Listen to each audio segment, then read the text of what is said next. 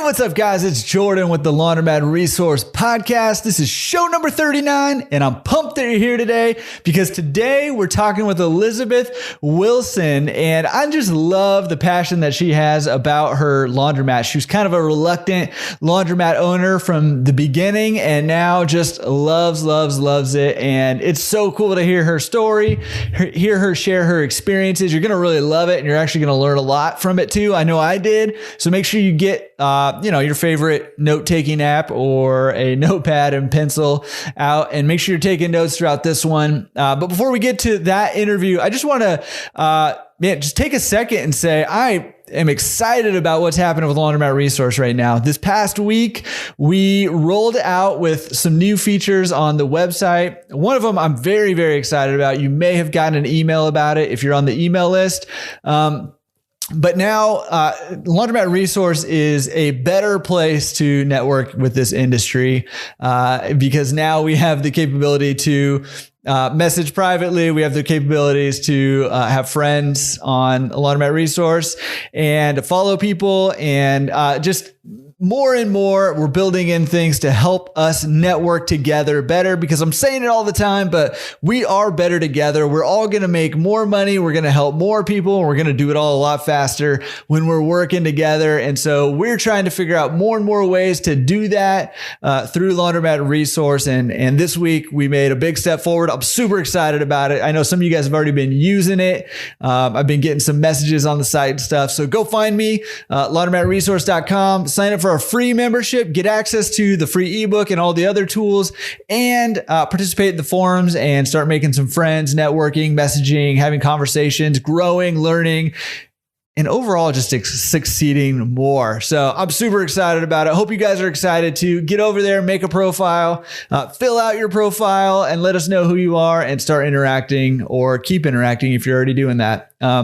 Lots of stuff going on in the forums. I'll let you guys head over this week to check those things out. A lot of cool conversations happening.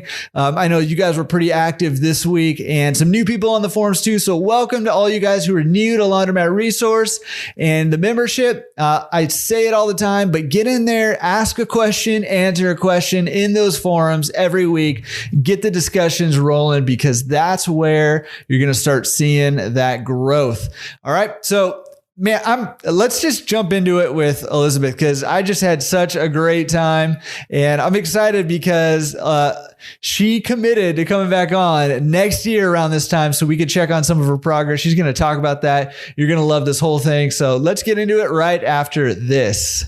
If your laundromat is not online, you're losing business. Customers increasingly decide who to trust with their laundry by the quality of your web presence. But creating a professional logo and website that instills trust in potential customers and can be found on page 1 of Google can be difficult to create on your own and expensive to purchase through a traditional marketing company. As part of our mission to help laundromat owners succeed and find financial freedom through laundromat ownership, we are launching our done-for-you marketing service tailored specifically for laundromats. After ranking number 1 on Google with our own laundromat website and consulting with many others to help them do the same, we guarantee that we can build you a professional website that ranks on page 1 of Google within 6 months. Our joint expertise in the laundry industry and over 15 combined years in website design and online marketing allow us to offer affordable, transparent pricing for a high-quality web presence for your laundromats. You invest so much into providing your customers a quality laundry experience. Don't let anyone miss out on what you have to offer simply because they can't find you online. Let Laundromat Resource Marketing take care of your online presence so you can take care of your customers. Visit laundromatresource.com/getonline today for more information. That's laundromatresource.com/getonline, or click on the link in the description. Elizabeth, how are you doing? Thanks for coming on the show. Jordan, glad to be here. I know this has been in the works for a long time. So this is kind of like, I've been anticipating this forever. So don't let me down. That's what I'm trying to say. Promise. It's going to be a lot of fun. Well, I'm super excited because we literally have been probably for like almost a year talking about doing something like this. And so it's very cool to be doing it finally with you. And I can't wait to hear more about your story because we've never talked before. This is our first time talking. Also, I hear your first time on a podcast. Is that? This is my very first podcast. And yes, it's going to be so exciting. I can already tell it's going to be a lot of fun. So I want to hear about your experience with laundromats. But before we get to that, can you tell us a little bit about you? Who are you? Where do you come from? Where do I come from? I'm from a small town called Tullahoma, Tennessee, which is right in the middle of the state. I lived there until I was 18.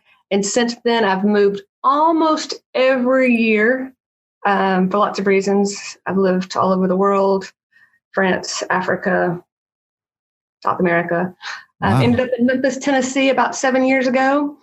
And since then, my husband and I have done primarily real estate related work, anything from primarily single family housing, anything related to that, flips, foreclosures, rentals, subject to lease options.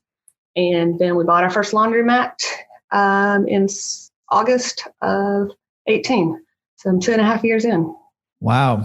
Okay. Well, first of all, I want to just pause for a second. I do want to hear about you, but I just wanted to mention that your husband has an awesome podcast. Well, thanks. And I think that, if you're out there and you're interested in commercial real estate, you got to check out, Sam, right? Is his name? How to Scale Commercial Real Estate podcast on all the normal platforms. It's a daily short 15, 20-minute podcast that he interviews, anyone related to commercial real estate. I've enjoyed just listening to them while he's interviewing. It's impressive how many people are doing just really cool stuff out there related to commercial real estate. Yeah. So if you're at all interested in commercial real estate, you got to check out this episode. It's crazy. He is like on a pace that is killer. He has more episodes out than I do. And he just started, like in November of last year. And he's been putting them out every day. He's recording multiple a day, right? Stockpiling those things. And, so you got to check it out. How to Scale commercial real estate. Make sure you go over there and subscribe to that and get some inspiration because that is, I always say that I need to brainwash myself to keep me on task and keep me motivated. And the way that I do that a lot of times is I listen to podcasts that have, people on who are talking about the big things that they're doing and that kind of thing. So he is one of my podcasts that are keeping me focused, and I'm looking to buy some commercial real estate here pretty soon. And it's super helpful for me. So awesome. Well, it says, what's the rule when you surround yourself by the 7 people or 5 people you surround yourself with? And I think that's the way we can do it, especially in this environment where you don't get that face-to-face time, is through podcasts. You can listen to those experts you can't connect with otherwise, which I just think is amazing. Yeah, I agree completely. Okay. Enough of commercial for your husband. This is not about him. We really don't care about him. We care about you. Okay, real quick, very briefly. You kind of piqued my interest. You've traveled all around. What were you doing living all over the world just for fun? I got a scholarship to do my master's from the Rotary Club. It was called the Ambassadorial Scholarship. And I've always wanted to live in Africa. And so I applied to 5 different schools. And I got my top pick, which is a university called Natal in Durban, South Africa, right on the coast. And so I just spent 2 years down there doing my master's in environmental science and just loved it, would stay around longer if I could. And then spent 2 years learning French in Paris. And the rest of the travel has just been mainly for work. Wow. Romantic life. Okay. So you go from this like dream life and then you're like, and then we moved to, Memphis and then we bought a laundromat. Okay. So there's like, I know if you look at my resume, it looks like, can she not decide on any career choice? And I don't know, just here I am. I'm the exact same way. So there's no judgment here. I actually like that. I think that's awesome. Okay. So, fill in some blanks here for us. So why'd you land in Memphis? That's a really another random one. So my background is actually in linguistics and Bible translation, which is why I was ended up in France. I was trained to be a Bible translator to teach in Central Africa. Awesome. We're thinking to be this like missionary Bible translator pilot thing. And so in order to be a missionary pilot, you have to get your mechanics license. And so the main school in Tennessee is in Memphis. 8 years later, here we are still. Is he still a pilot? He's still a pilot. We don't get to fly as we used to, but you know what? Nobody cares. Nobody cares about him. Yeah. Okay. This is about you. Next time we should have him on. No, I don't even care about him. No, he means nothing to me. So, okay. All right. So you guys ended up in Memphis and you guys have done real estate, right? You've been doing all this like a lot of stuff, man. It sounds like a lot. Okay. So how did you wind up with a laundromat? Yeah. So I left town for something. I can't remember why. Oh, that's your fault. I know this is all my fault. You should never leave town because who knows what your husband's going to do. That's why I tell my wife, you leave town, you don't know what's going to happen. I might have a laundromat, might have a new dog. I don't know. I married a serial entrepreneur, going back to Sam. And so with that comes a lot of benefits and a lot of just what'd you do? And so I left town. He had to take our comforter to the laundromat. And I can't remember what happened. And next thing I know, it's hey, I'm talking to the owner of this laundromat because we're going to buy it. I'm like, no, we're not buying a laundromat. We know nothing about laundromats. I mean, it's the closest laundromat to our house. It is literally exactly a mile from our house right now. And so he started talking to this guy and I wanted nothing to do with it. I mean, I did everything a wife could possibly do to say, no, I want no part of it. I wasn't part of the negotiation. This laundromat was falling apart. I tell people, picture the worst scene in a Quentin Tarantino movie, lights falling in, machines hanging open, really random people in it. It was just gross. This was actually the oldest laundromat in Memphis, I think. It was built in 59 or 60, owned by the same owner until he died. That's the year we bought it, 18. And his son took it over and didn't want anything to do with it. And so you can imagine just the disrepair and deferred maintenance. And so Sam bought it, and then we started remodeling it, and I started hanging out in it, and I fell in love with the silly little laundromat. Fell in love with it. I fell in love with what I could see really as a community space. Just the people that have come in. We have so many regular customers. It is the heart of our little neighborhood, and that's sort of how we grew it.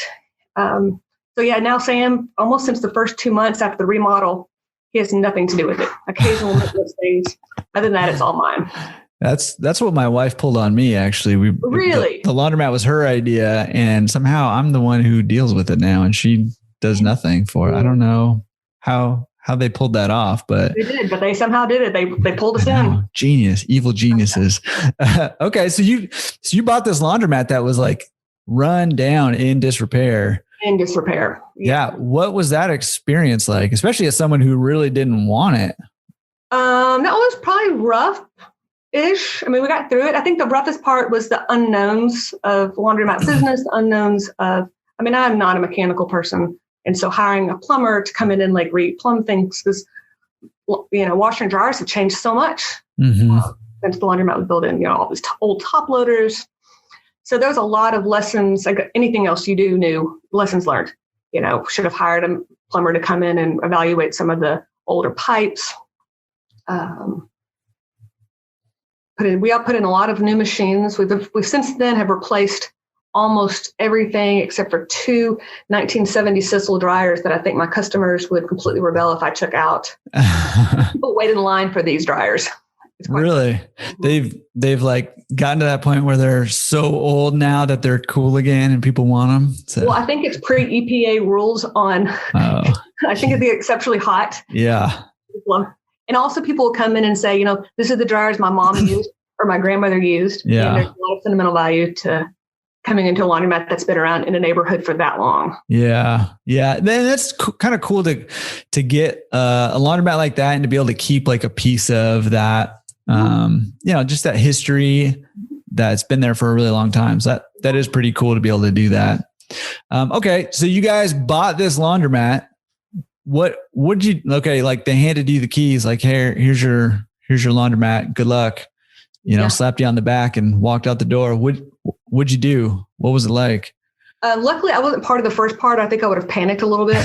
And so Sam actually met with our Dexter rep and just started walking through about what we needed, new machines, the kind of stuff, what it looked like. And, and this was also maybe the second time I've ever stepped foot into a laundromat. So it wasn't like I had some sort of preconceived idea of these are what laundromat machines should look like or pricing on it or anything. So it's all beyond new. It's I have no idea what people do in laundromats. Which is good and bad, because I can come into it with fresh eyes and be because I think the bad part about our industry is the preconceived notion that laundromats are scary, and the people that come to them are sketchy, which is not true. You can have that. You don't have to have that. You can put things in place like there's no reason laundromats can't be clean. There's no reason you can't have nice lighting. There's no reason you can't have friendly staff. And I think all that stuff can take away that stereotype that people have with laundromats. So I think because I didn't have a background in industry, I was able to look at it and even ask neighbors. I mean, one of the first things that I did was like get on the social media nextdoor.com. Since we live in the neighborhood, and say, hey, we just bought this laundromat. Well, what would you guys like to have in a neighborhood laundromat? What are you looking for? What kind of stuff is important to you? Because I didn't know what I wanted, I went straight to the customer base and say, hey, and people love that. People love they actually care about what we want, and we're thinking about this. And so that's sort of how I looked at it and went into it. I mean, let's just call it like it is. It's novel to actually ask people what they want and help them make it happen. Like, I mean, I think it's so simple, right? And it sounds so obvious, but it's so easy to get caught up in your own vision. I talk to people all the time in coaching who are like, I want to do this and I want to do this and I want to do this. But they never asked the people who it's going to serve or who are in that community, what would you guys like? What would you want your laundromat to look like? And I do think that's a huge advantage to you, because it not only tells you what they want, but it also creates that buy-in, from them. It becomes part of their own. And, when something's your own, first of all, you take better care of it. And second of all, you don't leave it as easy. So you're building that customer loyalty and trust and all of that. So genius move. So if anybody out there is looking to, redo your laundromat, or you're buying one that needs to be redone, or even if you just have one and you're just running it, you don't have to be redoing anything. Asking the customers, hey, what would make this a better experience for you? That's a huge tip. I mean, because I don't exist without them. I mean, they're the reason that this laundromat exists. I mean, I'm not going to hang out at a laundromat by myself. So if I can do anything to make that experience, I mean, the biggest compliment someone can give me is that you've made my laundry day better. Great. Because no one likes doing laundry. No one likes, that's, yeah. So if we can do that better, awesome. Yeah, no, I love that. And I think that's the mentality that the best people in our industry have, right? There's a lot of different mentalities you can come to this business in, but consistently the people that I see who are doing the best in this industry are the ones that have that mindset, that are saying, hey, I just want to help my customers have a better laundry experience. I want to, provide, Dave Menz used the word value. Like, I want to provide a lot of value to my customers, be saying the same thing, right? Like, I want this experience to not be so painful and maybe possibly even be enjoyable on some level. You still got to fold fitted sheets and stuff like that. So I know. Yeah. Especially in an industry like ours, where you could literally, I mean, I don't know how many laundromats are within a couple of miles from us. I'm guessing 10-ish. And so if you're thinking about standing out in a crowded marketplace, I mean, these things don't cost extra. It doesn't cost extra to listen to your customers. Or gosh, honestly, my best source of information is my staff. My staff will talk to customers. Customers will mention things offhand in my staff. And so I tell my staff all the time, you hear stuff. I mean, a lot of the stuff we can't do or that I don't want to do. But a lot of them would not have thought about that. Or, we couldn't be open earlier in the morning without costing me anything. The doors just unlock earlier. So it's, so that's been a great source of, can't even say inspiration, just insight. Yeah. That's huge. And, the staff, especially if you're not, some people manage their own, they're there all the time at their laundromats, but if you're not running it that way, your staff are a huge source of information, for you. They're the boots on the ground. They're the ones where, when there's an issue, they are the ones who hear about that issue, and creating a relationship with your staff that has open lines of communication where they feel like they can bring that information to you. And not only that they can bring it to you, but that you're going to do something about it. It not only helps your customers, but it helps your staff too, because they're the ones who are dealing with the complaints or, all that stuff. So, yeah. That goes back to your question you said earlier. One of the things that we did at the beginning was because I didn't know anything about the industry. I started running shifts. I was there all the time. Like, I want to learn how this works. I want to learn the customers. I want to be there. I'm not there much now because I have an amazing manager. But that was part of getting to know, like, so when I bought the business, I also inherited 3 staff to go along with it. And so part of it was getting to know them, getting to know, not that I distrust them when they say something, like, oh, what does that actually look like from someone who's not familiar with the industry. When we bought it, we're also a dry cleaner drop off. Let's drop that because no one's dry cleaning anything, and people quit dry cleaning last year. But it's like learning about different fabrics and how all that works. So I had to really learn a lot just to in order to teach them how to manage it well. Yeah. And I think that, a lot of people get into the business thinking, it's a relatively hands-off business. It's relatively easy, and it is, right? But I think what's not talked about a lot is exactly what you're saying. And this has come up over and over and over again with podcast guests, and even in particular, the most successful podcast guests, where early on, they actually had to put a lot of effort and time in up front to learn the business and to get things running the way that they wanted to run it, and to learn how to deal with their employees and to get the right employees in place. That takes a lot of time and effort. And so, when you talk about a laundromat being relatively easy and relatively hands-off, yes, but up front, a lot of times it can take some effort and time that you're going to need to put into it. So, kudos to you for going in and learning hands-on the business. It was fun. I can pull the now. Yeah, it's fun, man. I think that's what business should be. You get to know the people, you get to know, and that part of it's fun. Yeah. It's like you figure out, and also figure out who you want to hire. You can be around it, and you're like, you can interview someone like, you don't like this, you're not going to like this job. Yeah. And I don't think it's not like if I owned a company like Apple, I could sit in every position and figure out what a good fit is it for. But for most laundromats, once you figure out what the attendant's role should be, then you can easily train them to do what you feel is best for your particular laundromat. Yeah. I think that's great. Okay. So you guys went in and you put in some new machines, right? And you work with the distributor on that. What was the response to that by customers? Loved it. They've loved everything about. The only pushback I ever got was some of our older customers did not like the fact I was replacing the majority of the top loaders. But again, part of that's just training. I think the visualization that front loaders don't look like they can hold as much.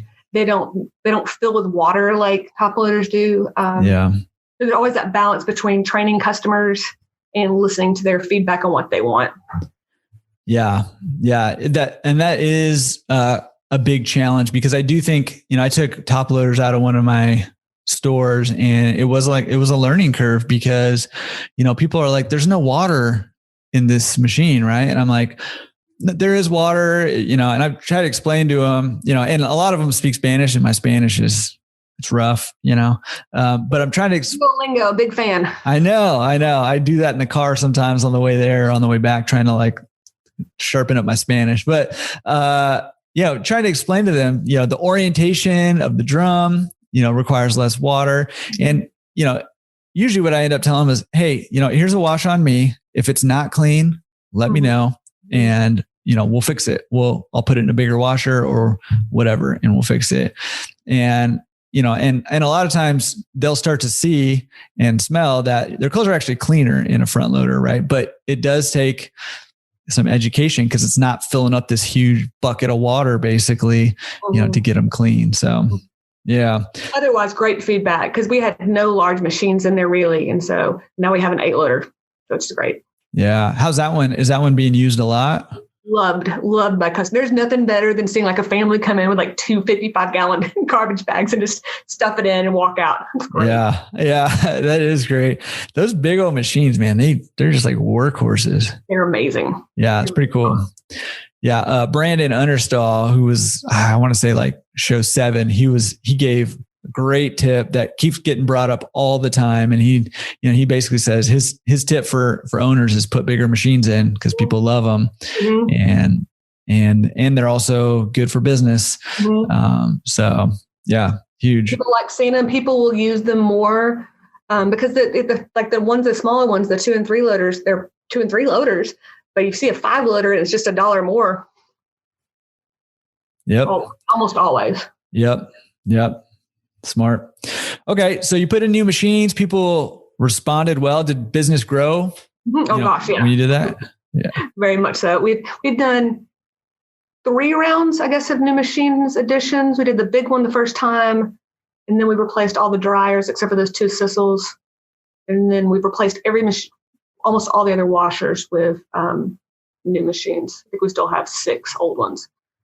But so yeah, we've done 3 different rounds, and part of it was just figuring out what the finances were with that. One of the benefits of 2020 for a lot of businesses was financing on new equipment. So with that kind of financing, it was easy to make that decision. Like, okay, we can do this. And our utility bills go down with new machines. So it works out great for everybody. Yeah. 2020 was a great year for, in terms of like interest rates and terms, and people are willing to wheel and deal, just trying to keep business going and keep stuff moving. Great. And I think probably still right now in 2021, early 2021, it's a good time to be, looking into that. If that's something that you're needing, give your distributor a call up and see if they're ready to wheel and deal with you a little bit. Okay. Did you, when you were rolling out new machines and stuff, did you do any promotions with that or anything? Or you just, if you build it, they will come? I still have my giant grand opening banner in a box that I never pulled out when we bought the great idea of doing something. And next thing I know, 6 months have passed. I'm like, Yeah. Didn't end up having to do any sort of, it just sort of more organically started and word spread. Haven't done any serious promotions like that at all. Nothing. And they just came. That's awesome.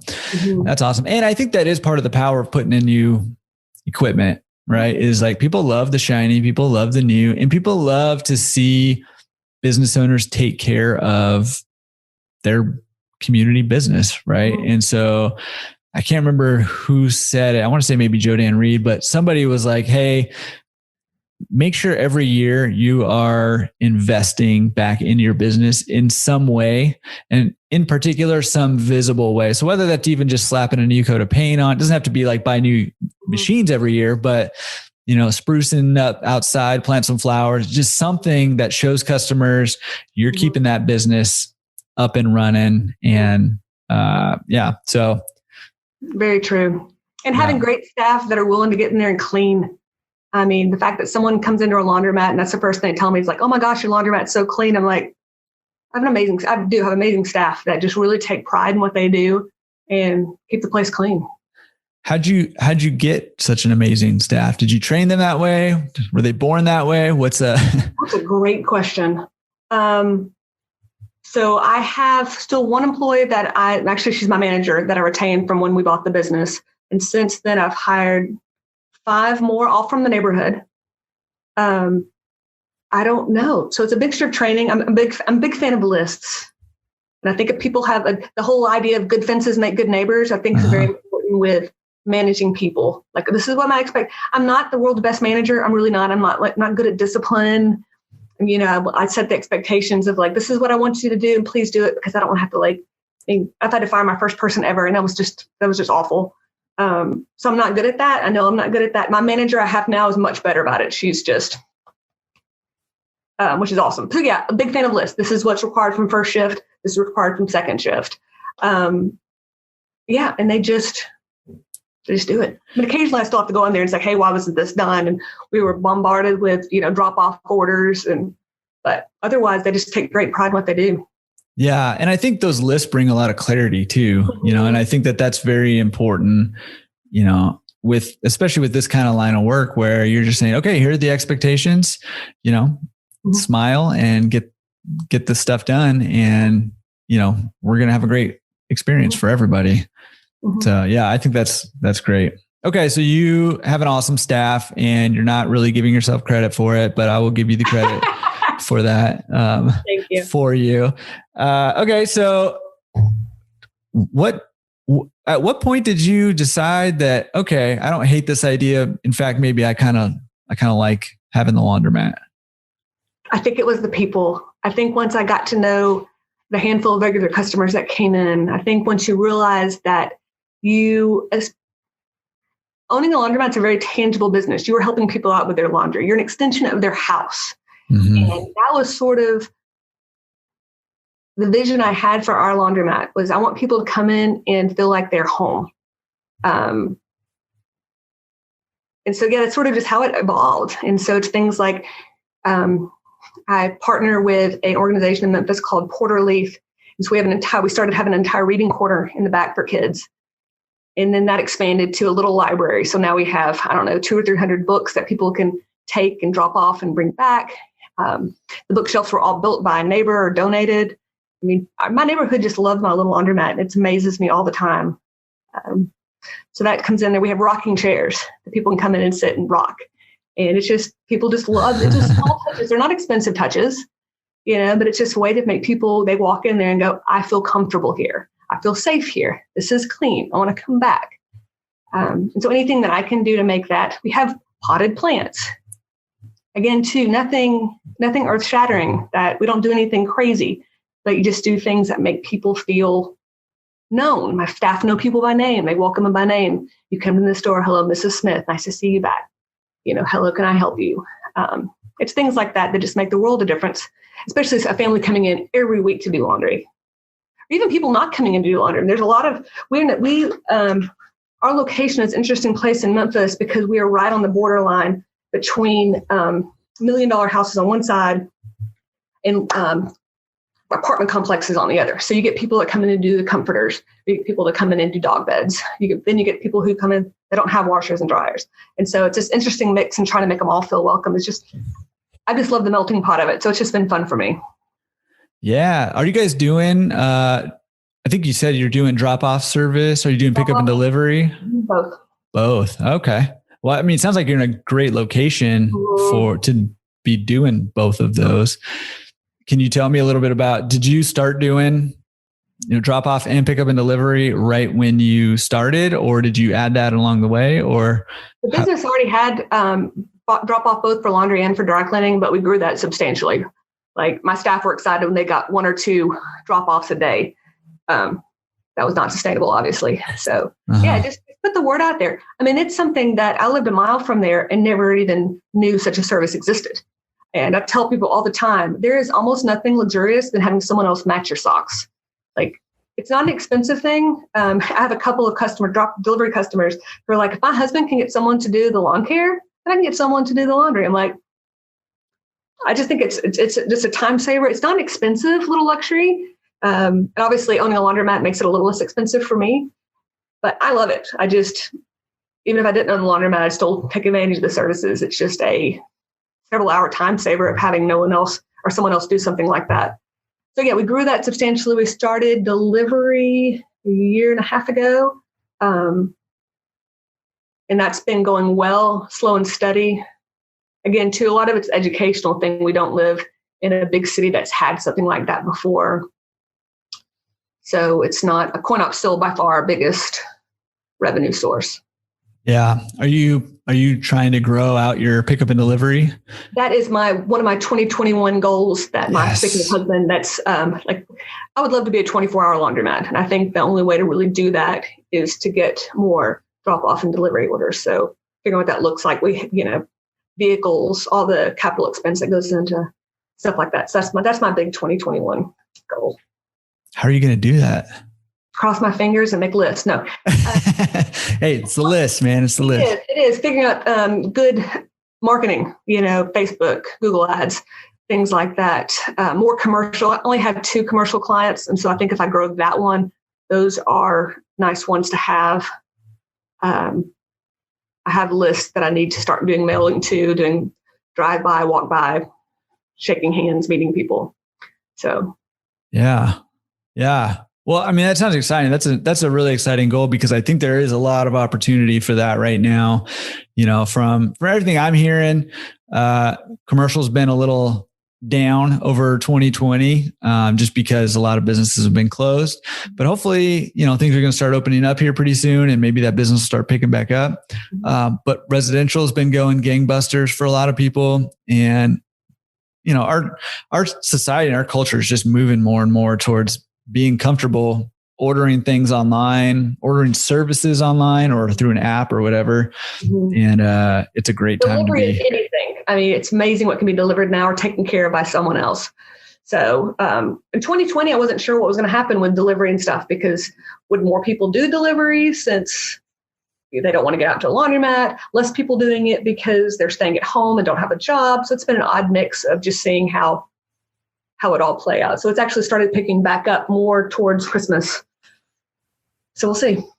Yeah. Yeah. Did you have, I mean, I know you haven't been doing it super long yet, but did you have like a dip and then come back up, or did it plateau? Yeah. Well, obviously dry cleaning completely went to zero. Right. Yeah. And then delivery dropped off substantially. Primarily the few people I talked to was because they were working from home and or had to cut back on hours, lost jobs, that kind of stuff. Yeah.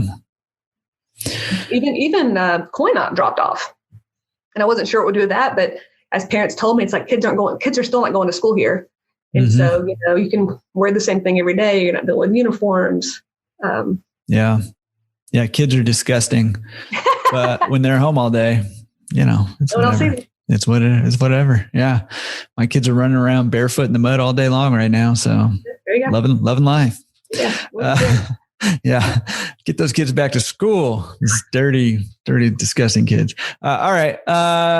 Yeah. Okay. So, I mean, you're scaling your pickup and delivery this year. That sounds exciting. Do you have any, do you have any aspirations to go snag another one or anything like that? It's funny. I keep debating that. Actually, Sam debates that more than I do, probably, my husband. I would actually like to grow this particular facility first, because we already have invested the capital expenses in the machines and the just infrastructure of the business. And so if I feel like I can grow that first, I have a great manager who'd be love to manage another laundromat too. So I think that's a possibility. I don't know. Again, I think we're around 10 laundromats within a 2 or 3 mile radius of us. We'll have to look beyond that probably. So I don't know. That's a to be determined. And just buy those 10 that are all right there. Yeah, that's a lesson learned. We bought the laundromat because several of them were in disrepair. And I'm like, oh, we're the better laundromat. What I should have been thinking was we should be buying the ones in disrepair around us. But yeah. Yeah, get that. You got to get that dynasty going. I know. Yeah. It's like needing accountability podcast. Call me back a year from now and it's like, oh, Elizabeth, how did that scaling go and that new laundromat purchase go? Time out. I'm putting it in the calendar right now. This is happening. No, you're going to call me. I want to see hard numbers on how much this thing scaled 1 year from now. So get your benchmark numbers as soon as we're done here, because I want to hear them all. I love that. I love that your husband is thinking about scaling essentially for you, because he's handing it all over to you and not dealing with it. So I got to figure out how I can have big goals and then just hand them off to my wife. Cause that does sound pretty nice to just. It truly is. You almost need someone like that from me, because I'm not the entrepreneur. Like I am in the sense of I own a business and I like to scale stuff, but I'm not the risk taking entrepreneur like he is. Yeah. And so I think every business owner needs somebody like that. It's the push and pull. Is it worth that risk? Is it worth that? So I'm always the one that's like, do I really want to spend that money? He's like, oh yeah, we got to spend all that money. So I've loved having him as a partner like that, because he's very different business thinking than I am. Yeah, that's like my wife and I too. But for what it's worth, I mean, I'm very much on the, hey, let's just go for it and let's take the risk. I'm very much on that side, and my wife is very much the opposite of that. But coming from that side, for what it's worth, I think you're wise in trying to grow your current business. If an opportunity comes up, hey, maybe it's worth it to jump on it. But you have the assets right now and they're not being fully utilized to their maximum capacity. So I think it makes a lot of sense to utilize what you have and maximize, the value in those before you move on to the next one. Because bigger is not always necessarily better. Bigger can mean bigger headaches, so. Yeah. Especially when things break in a laundromat. Yeah, I know. Exactly. It's going to be big, expensive, and messy. Yeah. Yeah. So, okay. So now, I mean, you mentioned how before you were in the laundromat, when you first started, you were kind of working shifts, you were getting to know people, and you said you're not really doing that as much anymore. What does your typical week look like? Laundromat was? Yeah. It's a mixture of a lot of social media. I'm still doing all their social media marketing and things like that, but not as much. I would probably say I spend 5 to 10 hours a week, depending on what I'm doing, laundromat and stuff. And that could really scale down to almost nothing. I think once I got my manager trained on procedures of what to do, like she does inventory, she takes care of all the money related things. And so my goal was actually like not to go to the laundromat every day. Like I was babysitting my laundromat. I was going every day. I was making sure things were taken care of, opposed to trusting my staff to do what they're supposed to do and the manager do what they're supposed to do. So I'm really pulling back from that because I love being there. I mean, honestly, the easiest part is hanging out with the customers and doing laundry related stuff, opposed to seeing the bigger picture and putting the systems and people in place and figuring out what's next with that. So that's probably my main, still do some inventory stuff, bookkeeping kind of things. Yeah. Yeah. Well, hey, 5 to 10 hours a week. That sounds pretty much par for the course of what after a laundromat gets established, that's what good operators are spending on their business, and particularly people who have, who have a good manager that's helping them out. Very important. Yeah. Also, I mean, one point for potentially grabbing another location or 20 is if you have a solid manager, it's a lot easier to do that. If they can help manage multiple locations for you. It's nice to have that infrastructure in place. So if that opportunity comes up, or, if, opportunity presents itself, you can jump on it and you have that infrastructure. So a thought that I just had. Yeah, no, it's great. Very much so. Yeah. Okay. So you're working like 5 to 10 hours a week. I like that. Generally speaking, what are you doing with the rest of your time? Are you working on other stuff?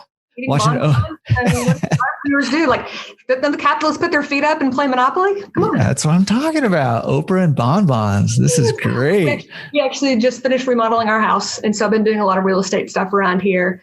Support Sam in his business ventures, so anything related to that. So it's normally businessy kind of stuff. We actually just sat down to do a what are you doing every 15 minutes of your day time thing. Because I'm like, where do my days? All of a sudden it's 5 o'clock. I'm like, did I get my stuff done? Yeah. That's the good and bad of, as you know, working from home. I'm like, I don't have a 2-hour block for a podcast. Then where do those other days? And is there something about that time that I can delegate to someone else? That's been my big goal for last year. Like my manager, these are tasks I don't particularly enjoy doing that I'm not good at. Does my manager need to do it? Does my VA need to do it? Does someone else need to do it?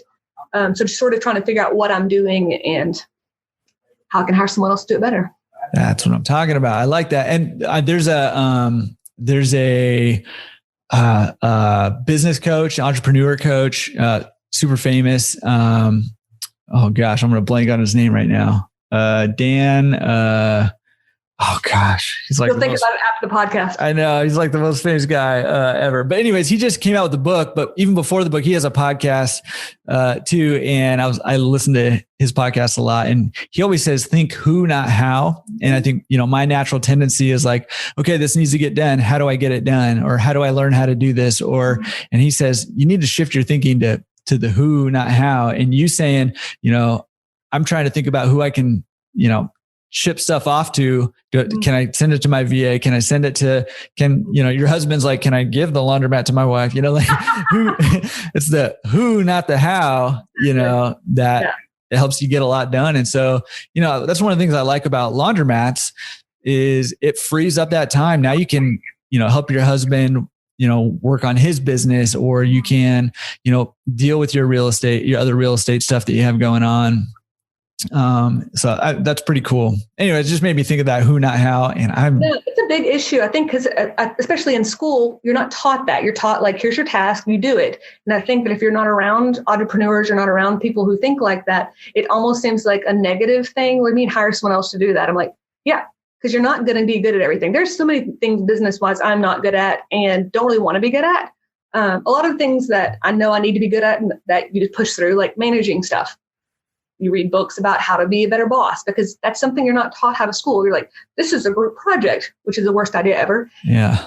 And so, learning how to do those kind of things if you're not exposed to it, because most of us weren't. Most people have parents that had W-2 jobs, and not that you don't, aren't entrepreneur in that, but it's a very different way to think about being entrepreneur. Mm-hmm. So, yeah. Yeah. Dan Sullivan is his name. Dan Sullivan. There you go. Like, oh man, it was killing me. I'm like getting old already, man. What's happening here? Yeah, no, that's huge. And I think that's a huge point that you just made, because, when I first got into this business, I knew nothing. I didn't even know there was this like whole other world of entrepreneurship, business ownership, of investments. Like I was like oblivious to it. And there's a whole nother skill set that goes with that. And I kind of was saying that I brainwashed myself. Well, it's through these podcasts, through audiobooks, through reading regular books, through, talking with people like you, that I'm like, oh my gosh, like I never did learn how to manage people, or I never learned how to manage money. I never learned any of this. Like I didn't learn about investments. I didn't learn about any of that stuff. And it was a whole new world to me. And it was, through kind of exposing myself to entrepreneurs who think differently than I did, that I started learning about this and developing some of those skill sets. Mm-hmm. So I think that's a huge point that you make there. Thank you. Really, really important too. Okay. So you, for the future, like you're wanting to scale your pickup and delivery, not necessarily gunning for more laundromats, but maybe you're open to it. Are you trying to do more real estate? Yes, always trying to do more real estate. Okay. We're currently developing and syndicating a RV and boat storage in Missouri, but that's more my husband's. I'm honestly at that brink of like, I think with any small business, you've either got to make the jump to 10 plus, or at least in laundromats, 10 plus facilities to make that scale. Otherwise, I feel like that's work between the two, just extra. Like I have enough to hire a full-time maintenance guy. And so that's a sort of my early 2021, what do I want to do next? Because there's so much about this business that I love. So I don't know.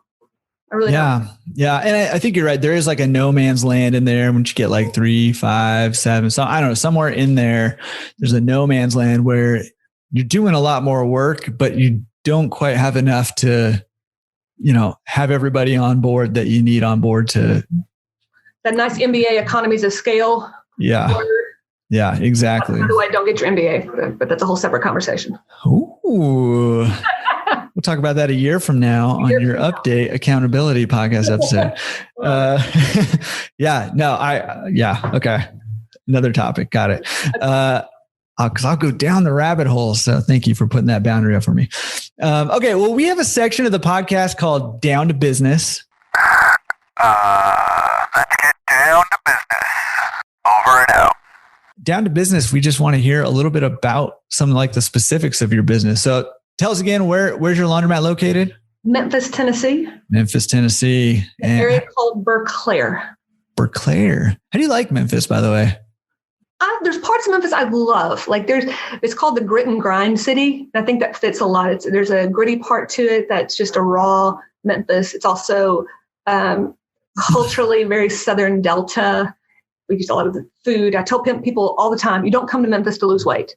I mean, you just don't. Between the fact that we fry everything, it is delicious. You can have a good restaurant every street corner. Everyone has their favorite barbecue spot or microbrewery spot. So that's fun. It is an easy city to get around, which is nice. But small business wise, it's very small business friendly. Real estate, we've lots of rentals, things like that. So people who want to get involved in business, it's a lower barrier to entry opposed to LA. You can buy rental properties, you can learn. People are beyond friendly. So that's always been fun, especially on a business like a laundromat. People love to come in and talk. Visitors love to come in and talk to you about what's going on in Memphis. So I love living here. We live a mile from the laundromat, which is its own little world. People love the fact that we live in the neighborhood where we work. I can be involved tangibly in things that we do community-wise. A lot of other people, if you live far away from the laundromat, just couldn't do. Yeah. Yeah. So cool. I mean, you got that Southern hospitality thing going on there, the Southern comfort food going on. We got Great. that. Yeah. Great barbecue over there. I mean, there's a lot to love about Memphis too. So I got a bunch of family in Tennessee, but they're over in like the Knoxville area. So very different. Even culturally very different. Very, yeah, totally very. And they're kind of up in like the Appalachians a little bit. So it's a unique little area over there. It's cool. Okay. So remind me again. I mean, I know you mentioned this already, but how long have you been a laundromat owner? How long have you had a laundromat? 2.5 years. 2.5 years. 2.5 long years, 2.5 short years. It's just crazy. Like, it's hard to believe it's been 2.5 years. Yeah. And then I look back at pictures from the last 2.5 years on our social media. I'm like, wow, we've done a lot of stuff. Yeah. Yeah. Yeah. And this last year was just a doozy in and of itself. So kind of makes things feel even crazier. Very much so. But yeah, it is kind of cool to see, especially because you bought like an old rundown one, right? And then you redid it. So it's always crazy to look back at, I look back at my first one and it was like mismatched wood paneling on all the walls, super dark and top loaders everywhere. And it was just dingy. And I look at it now and I'm like, wow, man, it came a long way. It's crazy. I've done something. Yeah, I know. It's pretty crazy. Okay. What does it cost to do laundry in Memphis? Like VIN price wise? VIN price, our cheapest machines are $3 for our both top loaders and our front loaders, or two load front loaders, mainly because the top loaders I do not like. They're expensive. They break down often. I have 3 of them left, which are going to be on their way out the next time we do a remodel. I've left them just because I've been probably too nice to some of my customers. But yeah, I'm just thinking we need to like form a club with like official club membership card and like a t-shirt that we all get. That's like, I hate top loaders. No top loaders. Yeah. Pretty much everybody who owns top loaders says exactly that. Like, I have some, I jacked up the price because I hate them and I don't want people to use them, but they keep using them anyways. And do you have any like sense of, since they're priced the same as those 20 pounders, do more people use one or the other? I think the people that use the top loaders would probably use the top loaders almost regardless of price. Wow. You know what? I should do that. Just keep like every week to start raising it. Just curious, like when do they quit using Where's the breaking point? Because there's no other laundromat that I know of near me that have any top loaders. Yeah. And so you have people that just, again, too, if you've never used any other thing, they look, I don't know. Yeah. Well, I mean, there is, there is like a familiarity about them. That's what everybody had. The people who love them and who use them, they don't love them because they're better. They love them because they know them and they're easier, right? And trying to be soaking in them. Yeah. That's another issue. Is like you can sit there for an hour soaking your clothes. Yeah. That's the laundromat owner really wants people in there for an hour. Exactly. And they're like hand washing them in the tub. I'm like, geez, yeah. No, they're not that bad. Yeah. But the rest of our prices are 75 cents above the load limit. So 6 load machine, $6.75. 8 load machine, $8.75. Yeah, nice. Have not raised prices in a year and probably need to. Just haven't done it yet. And then dryers are, the small dryers, 5 load dryers are $1 for 24 minutes. And then the 8 load dryers are $1 for 21 minutes, except for my 1970 Sissels, which are still done by the quarter. Yeah. Nice. Did they, before you put in the new machines, were they like a single price for a block of time for dryers, or was it quarter minutes? Quarter. Yeah. Everything was the quarter per 6 or 7 minutes. What was the response to that when you put in new machines and you said, actually now it's $1 for nothing? Okay. Nothing worth. I mean, people were like, oh, okay, but nothing. And most people put $1 there anyway. It's not like you can get your things dry in 6 minutes. Right. Yeah. It makes sense. And we tell everybody that's coming in that's new, hey, just to let you know, this is how this machine works. Make sure you check it before it's done. You can always add a quarter. I hate because I don't want anybody wasting money. I mean, as much as I want to make, money on my laundromat, I still don't want people to feel like they've been taken advantage of. So people know. Right. Yeah. Yeah. I hear a lot of owners who are contemplating that decision and have a fear that there's going to be like a riot or something if they go to that model versus the quarter for every 8 minutes or 10 minutes or whatever, 6 minutes. I think I've not done a study on it, but I think it just makes sense. You just put the money in, people commit to it because they're going to commit to it anyway. Yeah. And it's the same model as the washer, right? Like you don't pay for certain amount of time in the washer. You just pay what it costs. And yeah. And we actually don't charge extra for any other thing on the washer. You know, some people can do an extra. Actually, our extended wash is a quarter, but we don't charge extra for hot water. I've debated that. Like when I don't like to be nickel and dime, I'd rather just here's the price and be done. It's a quarter. Yeah. Yeah. And you could actually price it for the hot water for all the time and people won't bat an eye. But when you add exactly quarter for hot water, people are like, what? This is rip off. Yeah. Yeah. It's funny. That's marketing for you. Are you guys coin store then? Coin, card, and app. Oh, all right. Coin, card, and app. What payment system do you use?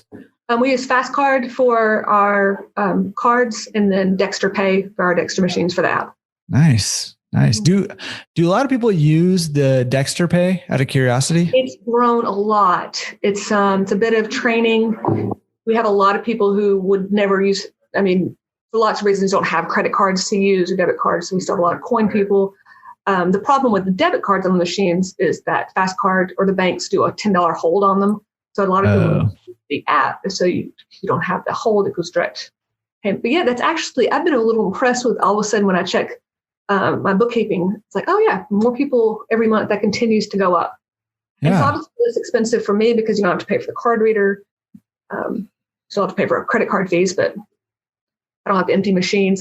We're not LA. I don't think we'd ever be a all card or an app store, just because it is so convenient for people. But we'll see.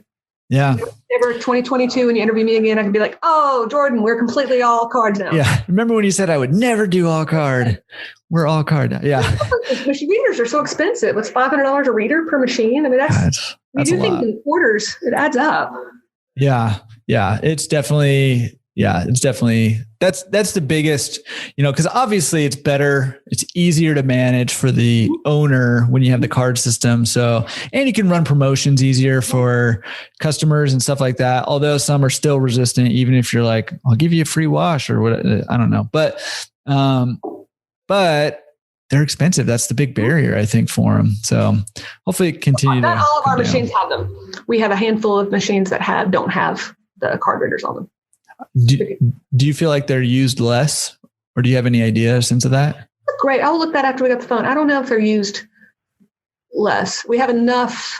I think once we did the first remodel, we didn't put them on all of them. And after then we started putting them on all of them, mainly because of the hassle factor. It's less quarters for my manager to have to deal with. Mm-hmm. If I ever was in a situation where I didn't trust my manager, which I trust her completely, it'd be great to have more cards. So I don't know. I'll look into that. Do you have any systems in place or anything for your manager collecting coins, or you just have trust and you don't feel like you need to? I think it's always good to have. I do trust her completely, and she could be, there's ways. Any business, there's ways to figure. Right. And the only way that we keep track is through, obviously I can tell on machines how many turns we've had, and I can check that way. Mm-hmm. And then our coin counter, she sends off the picture of how many coins have gone through that. And then that goes along with each deposit slip. So when she pulls money out of that. Yeah. Nice. That's awesome. It's a hard problem with the business in general. It took me a long time. That's why I was there so often. It's until you find that person you can trust. And again, too, there's always. Yeah. It's a real kind of risk. Even somebody that you trust. I've seen where people, even family members who, brothers or whatever, who've been partners, and one just hit a tough patch, and needed a little bit of cash, and just kind of, so it can happen. But when you find somebody that you can trust, that can help you out in those ways. But all the more reason, card readers are awesome, because you don't have to deal with that. So. All right. We already talked about how much time you spend. That was my last down to business question, but sounds like an awesome business. I love the community aspect of it. I love that you kind of involved your customers in what you're doing there, and that you kind of put some elbow grease in there yourself for a while and got things running, and have masterfully trained your staff to run a great business and be friendly. So they're awesome. Yeah, that's awesome. Well, we have another section called Secret Sauce. Listen up, it's the secret sauce.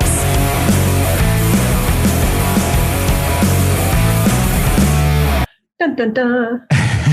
Ooh, I like that. Secret Sauce is tell us something that's working in your business that other owners can implement into their businesses to help them succeed more. This is a secret. You ready for this? I'm ready for it. It's any way that you can fairly inexpensively show love to your community. We've done things like we used to have free laundry times that other people do. We can't do that now because of restrictions in the laundromat. But we have a laundry assistance fund. And any family that wants to come in, that comes in that needs help with laundry, they get 6 free loads of laundry washed. Again, 2 not expensive, $10. The really cool thing about that, which just brings me to tears all the time, is that it's all funded by neighbors. Neighbors will come in and send money for me for this. And it's just been the sweetest thing to see, to be a conduit for neighbors to give back to their own community. It's just been awesome. I mean, it's been a highlight for neighbors to contact me. It's like, how can we help what you're doing?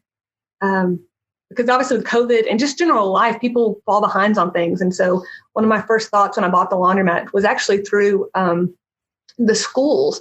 Someone contacted me and said, do you know that not having clean clothes is a reason for truancy and poor attendance, something else with school-age children in general at schools. I wouldn't come to school if I was the dirty kid. Mm-hmm. We were all in school with someone who was dirty and thought, I own a laundromat. There's no reason why any kid in my neighborhood could ever had that as an excuse. I can come up with other excuses not to go to school, but not that one. And so I contacted all the schools and we created a voucher program. The counselors could give parents vouchers discreetly and say, hey, you need help with laundry, come to the laundromat, give them this voucher. They'll help you out.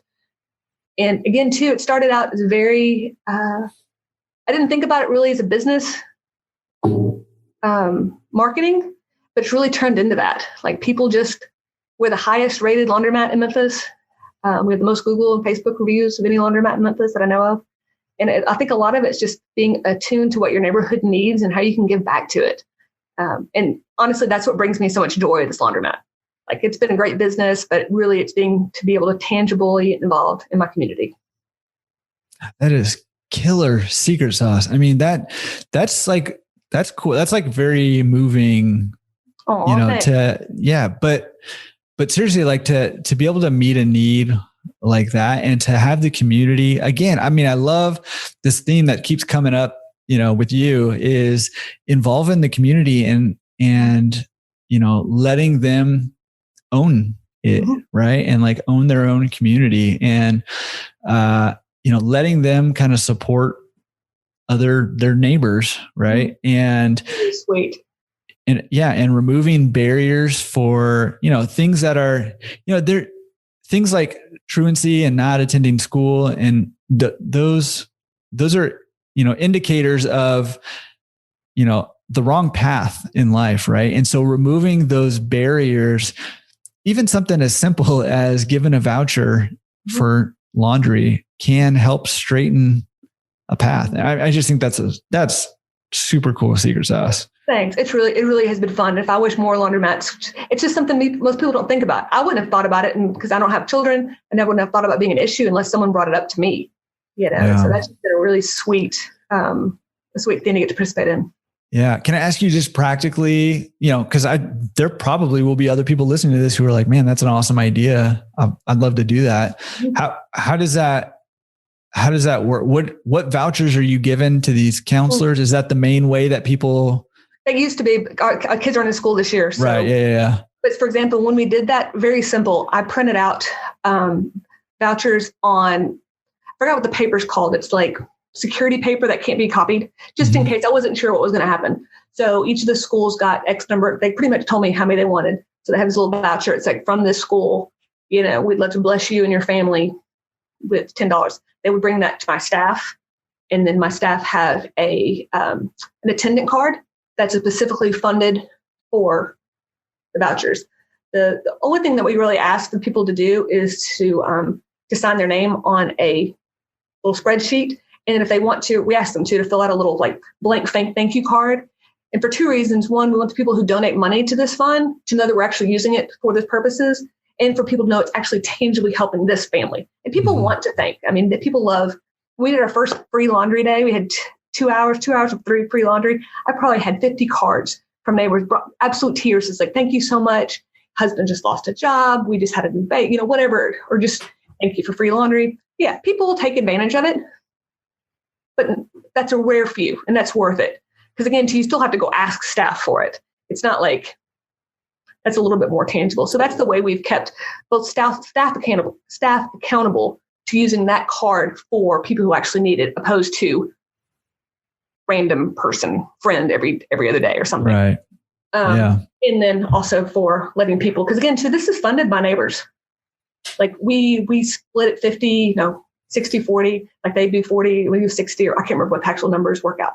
But yeah, so we're not profiting from it by any stretch. It's just an avenue to get to bless these families. Man, so cool. Have you been able to do that at all this past year with school out, or how's that? It goes to the same thing. Any family can come in and just ask. Okay. So it's not necessarily a voucher per se.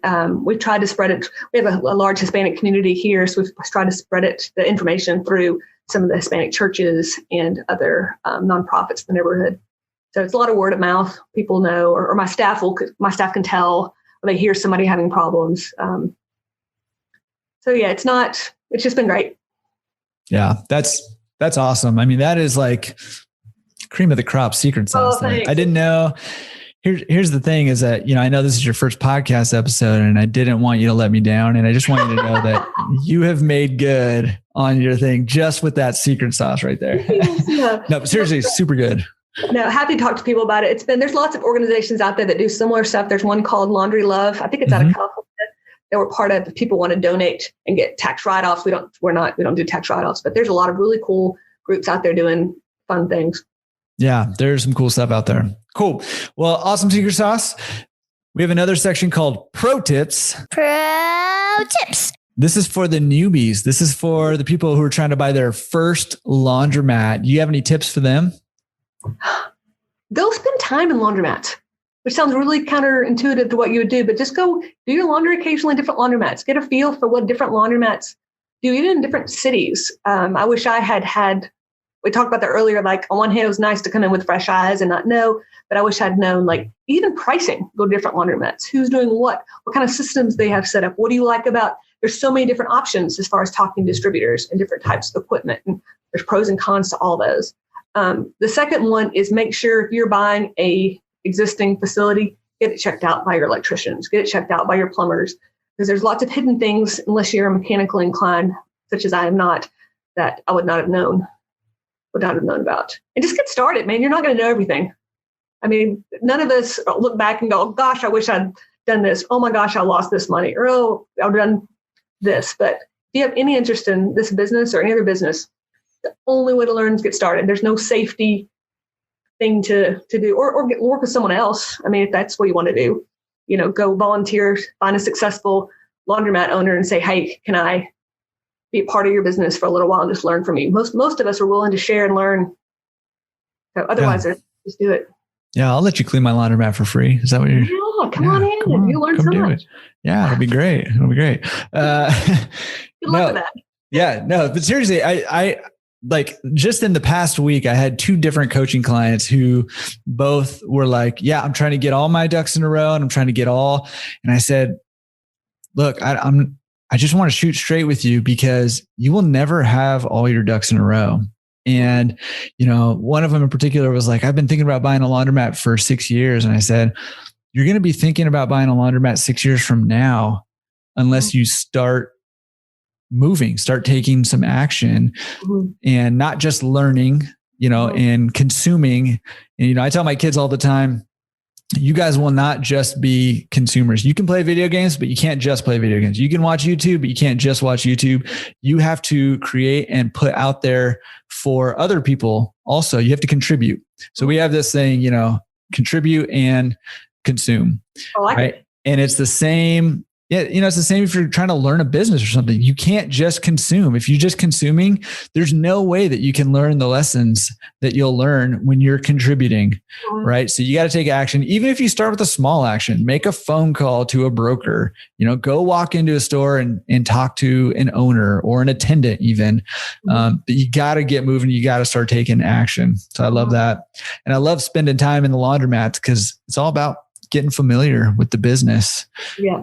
Yeah. And if you want to do it or not, either you want to do it or you don't. There's not like, and sometimes you're not going to know. And the worst thing that happens is you buy it, you remodel it, you get it ready and you sell it. I mean, this is not like you just sold your soul for the rest of, maybe, I don't think so. But again, too, it goes back to the education. Check the contract because maybe you might have to sell your soul. I don't know. Yeah, but I think I'm not good at it. This has been a big lesson for me is like, I'm the straight A academic student who likes to have everything in place before I make the decisions and jumps. And in life and business is just, especially business, is just not like that. You're not going to know. I mean, if you knew all the stuff, I'd be much more wealthier than I am now. But it's the mistakes you make. It's the whole, fail fast kind of model. Like, obviously, don't make stupid mistakes. Get all the information you can. But then make your best decision and move forward. Yep. I love that. Great action taker advice right there. And from a non-action taker. Well, but that's what makes it meaningful, right? Is because I'm naturally more of an action taker now than I used to be, but I'm not naturally an action taker. I'm naturally kind of an analyzer, a learner. I will listen to podcasts all day long, right? I will watch it informational.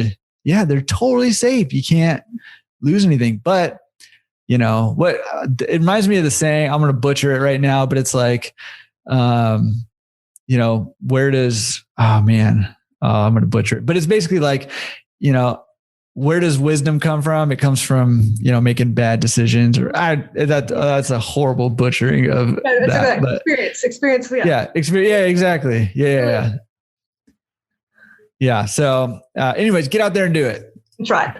Good pro tip. All right. Do you have any recommended resources for people either to help them grow personally or to help them grow their business?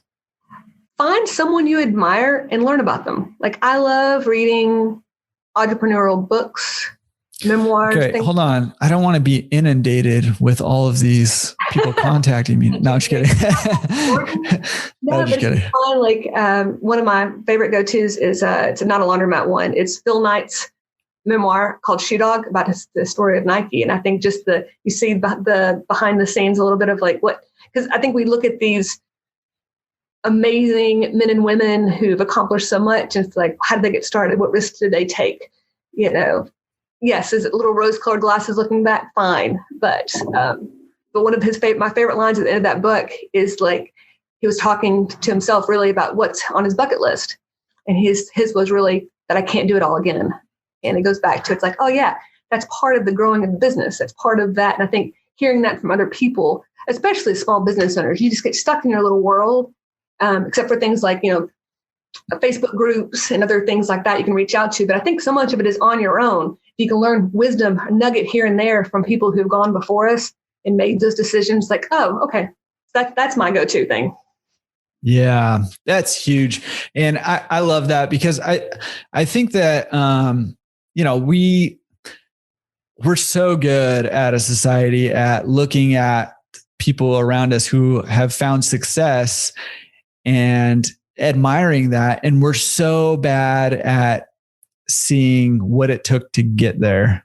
I just, every successful person that I've talked to and that I know has gone through it to get there, right? Like you have to do things that normal people aren't willing to do. You have to endure things that normal people won't endure in order to get results that normal people won't get. Right. And so, I love, peeking behind the scenes, learning from people's wisdom. It's a big part of why I'm doing the podcast, right? Because I got in this business horribly. I lost a ton of money. It was emotionally draining. I sunk into a deep depression. Well, maybe not that bad, but it was bad. Like it was so hard. And I was like, nobody needs to learn these lessons this way. I want to do anything I can do to help people, I mean, because this business can be great if you get into it the right way. And it's so difficult if you don't, right? It's so hard to claw your way out of that if you don't get into it the right way. And so I'd rather people hear the lessons they need to hear up front and get into it the right way and learn the lessons the easy way as opposed to the hard way, right? So take a peek, at successful people and what they went through to get to where they're at. I love that. Shoe Dog, awesome book. I'll link to that in the description if you're interested in that and you want to pick that up. You can grab that there. Man, this has been so good. Thanks, Jordan. This has been fun. So good. You don't even seem like a rookie podcaster, which you're not now. Now you are a veteran. You're an expert. Nothing new on my resume in case I need to. I would put that right at the top of your resume, really. So, I mean, I can't imagine there's another accomplishment that's bigger than this. So, well, hey, I really appreciate you coming on. Can I ask you one last question? Do you mind? Yeah. Okay. I just know people are going to be loving this episode. They're going to have questions for you. What's the best way for people to get in contact with you if they want to just connect with you or they want to ask you questions or email? Okay. What's your email? sudslaundrymemphis@gmail.com. All right. I will have that in the description also. So if you want to get in contact with Elizabeth and talk to her about laundromats or even, I mean, her secret sauce idea is awesome. So if you want more details on that, I'm sure she would share that, for a small fee that her and I will both split. Just kidding. Love it. No, just kidding. But reach out and thank you again so much. Make sure that you go check out her husband, who we don't really care about, but let's make sure you check out his podcast, How to Scale Commercial Real Estate. If you're interested in that commercial real estate space, awesome resource. And if he's half as cool as you, he's probably a great guy too. So thank you again for coming on, and we'll talk to you again 1 year from now for the Update Accountability podcast episode. Thank you. All right. I hope you guys loved that as much as I did. She's so rad. She's so cool. And I just genuinely enjoyed her story. And I also learned a lot from her. Every week I'm saying, let's pick one thing. You pick one thing. I'll pick one thing. Let's pick one thing and put it into action. This week. And when we start doing that every week, we start stacking those actions right on top of each other every week.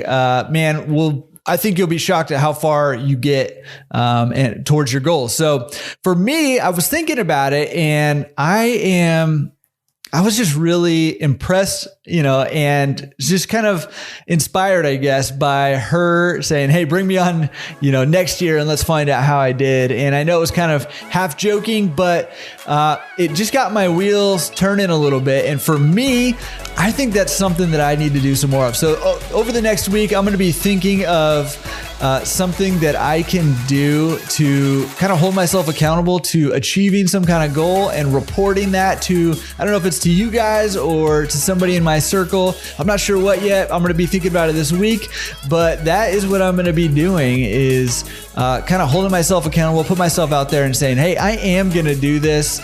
Check in on me, next year, or next month, or whatever the case may be. So I think that I love that concept. And I'm going to try it out. I'm going to think I'm going to see if it works out the way that I think it might. So I don't know.